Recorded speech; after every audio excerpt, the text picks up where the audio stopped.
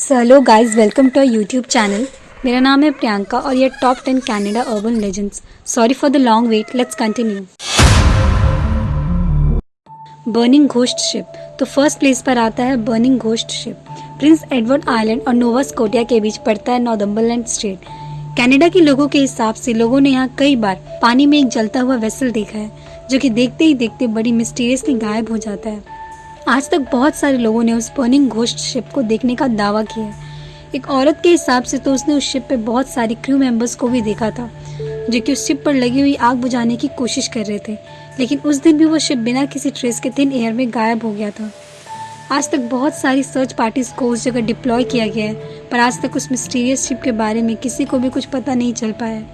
एक सेलर के हिसाब से तो एक बार वो उस मिस्टीरियस वेसल के बीच से निकल गया, जैसे कि वो कोई इल्यूशन हो।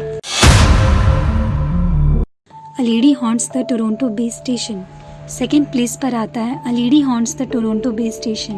टोरंटो बेस स्टेशन के नीचे एक और सबवे स्टेशन है, जो कि उतना ज़्यादा यूज़ नहीं किया जाता है। ये स्टेशन 1966 में न्यू रेल रूट्स को एक्सपेरिमेंट करने के लिए खोला गया था, लेकिन अथॉरिटी को ये तुरंत ही पता चल गया था कि ये स्टेशन मेट्रो लाइन को बहुत ज़्यादा स्लो कर देगा, और इसीलिए ओपनिंग के महज 6 महीनों के अंदर ही इसे बंद कर दिया गया था। आज का जो टोरंटो स्टेशन है इसी के ऊपर बनाया गया है, और ये दोनों स्टेशन आज भी एक रेड डोर के थ्रू कनेक्टेड है। इस नीचे वाले स्टेशन पर सिर्फ ऑथराइज्ड पर्सन्स या एम्प्लॉयज़ और वर्कर्स ही जा सकते हैं। बहुत सारे वर्कर्स और एम्प्लॉयज़ ने ये क्लेम किया है कि उन्होंने स्टेशन पर एक अननोन लेडी को रेड ड्रेस पहने हुए यहाँ घूमते हुए देखा है। लोगों के हिसाब से उस औरत के पैर नहीं है और उसकी आंखों की जगह 2 ब्लैक होल्स हैं, और वो ज़्यादा से ज़्यादा सिर्फ 30 सेकेंड तक ही दिखती है। लोगों के हिसाब से शायद ये लेडी यहाँ किसी एक्सीडेंट में मारी गई हो, पर इसकी डेथ को किसी ने रिकॉर्ड ना किया हो। Wendigo hunts people. Third place पर आता है वेंडिगो हंट्स पीपल। जितने भी नॉर्थ अमेरिकन नेटिव ट्राइब्स हैं, उन सब लोगों का यही कहना है कि ओंटारियो के वुड्स में एक 15 फुट लंबा ह्यूमन फ्लैश ईटिंग मॉन्स्टर रहता है, जिसका नाम है वेंडिगो।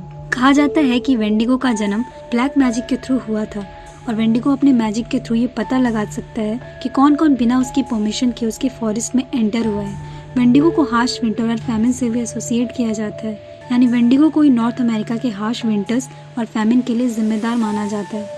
ट्राइबल लोगों के हिसाब से वेंडिगो के बड़े बड़े क्लॉज हैं, बहुत ही शार्प दांत है, लार्ज ग्लोइंग आईज हैं, और वो बड़ी ही आसानी से उन लोगों को पोजेस कर सकता है जिसके मन में कोई ग्रीड, लालच या इविल इंटेंशंस हो।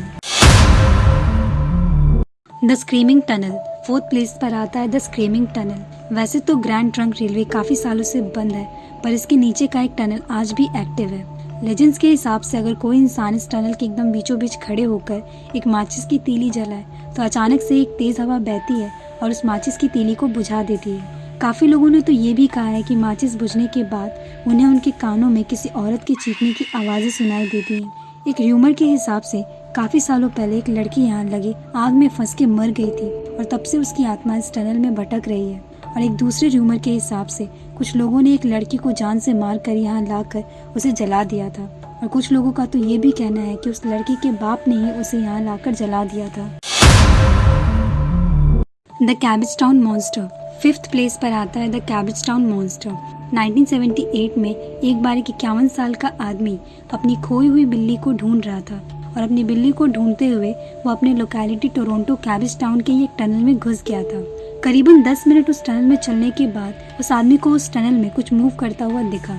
जब उसने अपना टॉर्च उस डायरेक्शन में उठाया, तो उसने देखा कि उसके सामने एक 3 फुट लंबा मंकी जैसा एक क्रिएचर था, जिसका फर बेहद ही डार्क था और उसकी आंखें ग्लो कर रही थी।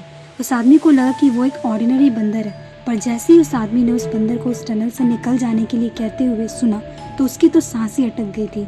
वो आदमी डर के मारे वहाँ से अपनी जान बचाने के लिए तुरंत भाग गया। जब ये बात उसने अपने फ्रेंड्स और रिलेटिव्स को सुनाई, तो उन लोगों ने ही उसे एडवाइस दी कि उसे अपनी स्टोरी पब्लिक कर देनी चाहिए। इसीलिए उस इंसिडेंट के करीब 1 साल बाद उस आदमी ने टोरंटो सन से कॉन्टैक्ट किया, जिसके बाद वो आदमी और एक रिपोर्टर फिर से उस टनल के अंदर घुसे, लेकिन वहाँ उन्हें बस एक बिल्ली का स्केलेटन ही मिला। लोगों के हिसाब से उस टनल का दूसरा एंड टोरंटो सीवर में जाके खुलता है। आज तक किसी और इंसान ने उस क्रीचर को एनकाउंटर नहीं किया है। Headless valley. सिक्स्थ प्लेस पर आता है हेडलेस वैली। अराउंड 1908 से पुलिस को इस वैली में काफ़ी सारी हेडलेस बॉडीज़ मिलने लगी थी।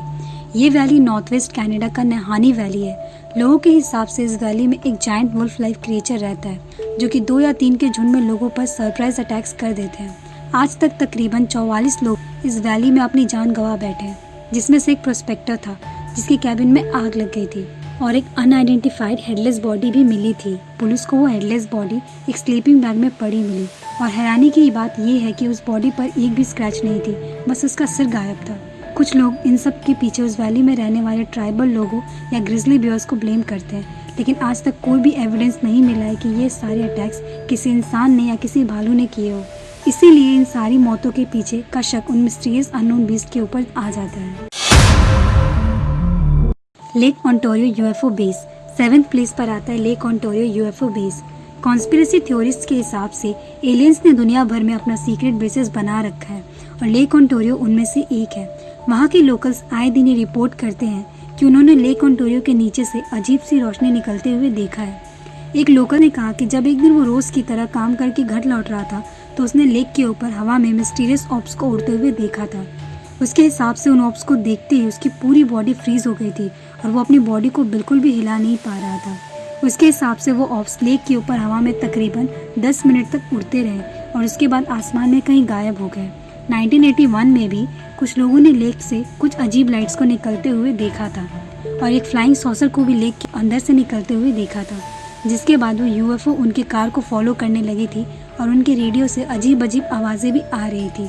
ऐसा लग रहा था जैसे कि वो एलियंस उनसे बात करने की कोशिश कर रहे हों।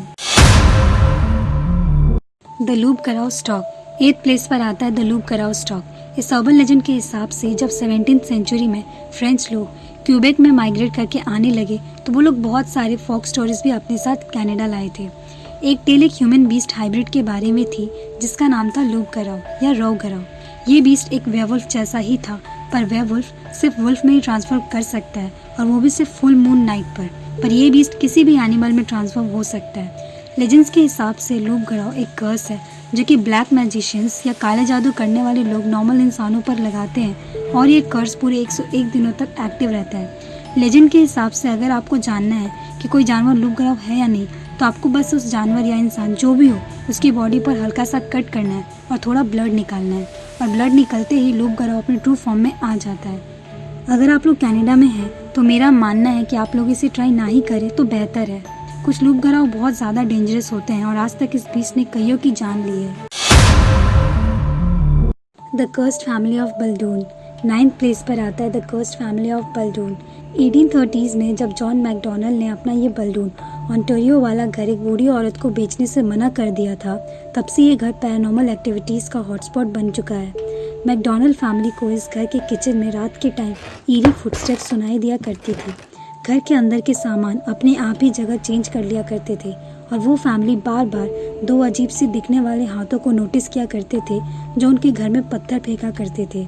लोकल्स के हिसाब से वो फैमिली उन पत्थरों पर मार्क्स बनाकर उन्हें पास वाली नदी में फेंक आया करते थे, लेकिन वही सेम पत्थर फिर अगले दिन उनके घर में पड़े मिलते थे।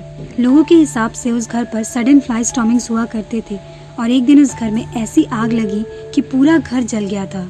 घर जल जाने के कारण वो फैमिली अपने नेबर्स के वहाँ रहने चली गई थी, लेकिन वो सारी पैरानॉर्मल एक्टिविटीज़ वहाँ भी चालू हो गई थी। इन सब से छुटकारा पाने के लिए मैकडोनल्ड ने एक लड़की से हेल्प मांगी, जिसने उनसे कहा कि वो लोग उस काले सिर वाले गूस को ढूंढे जो उनकी प्रॉपर्टी पर घूमता है और उसे मार डाले। जॉन मैकडोनल्ड ने उस लड़की की बात मानते हुए उस गूस को ढूंढा और उसके पैर पर गोली चला दी। जब वो गूस को लेकर वो उस मिस्टीरियस ओल्ड लेडी के घर पहुंचे तो उन्होंने देखा कि उस बूढ़ी औरत का हाथ टूट गया था और तब से वो सारी पैरानॉर्मल एक्टिविटीज रुक गई। Ghost girl in the hockey hall of fame तो 10th और लास्ट प्लेस पर आता है ghost girl in the hockey hall of fame. लोगों के हिसाब से Canadian hockey hall of fame में एक लड़की का भूत रहता है जिसकी चीखें और रोने की आवाज़ें बहुत सारे लोगों ने सुनी हुई हैं। लोगों ने तो यहाँ पर और भी बहुत सारी अजीब अजीब आवाज़ें सुनी है और खिड़की दरवाज़ों को अपने आप बंद होते हुए भी देखा है। ये घोस्ट जिस लड़की का है उसका नाम है डोरथी। 1953 में यहाँ पर एक बैंक हुआ करता था और बैंक में 19 साल की डोरथी टेलर का काम किया करती थी। उस टाइम पर डोरथी का एक लड़के के साथ अफेयर भी चल रहा था, लेकिन जब उन दोनों का ब्रेकअप हुआ तो ये सदमा डोरथी बर्दाश्त नहीं कर पाई और उसने उस बैंक के 2nd फ्लोर वाले वॉशरूम में खुद को गोली मार ली। तब से ही हॉकी हॉल ऑफ फेम को हॉन्टेड माना जाता है, जो आए दिन वहाँ आए हुए विजिटर्स को डराती रहती है। तो आई होप कि आप लोगों को ये वीडियो भी पसंद आया होगा, और अगर आपको पसंद आया तो प्लीज़ हमारे इस वीडियो को लाइक कीजिए, नीचे कमेंट करके इस वीडियो का आपका फेवरेट पार्ट बताइए। इस वीडियो को अपने दोस्तों के साथ शेयर कीजिए और हमारे चैनल को सब्सक्राइब कीजिए ताकि हमारे आने वाले वीडियोज़ के बारे में आपको पता चल सके। Until next time.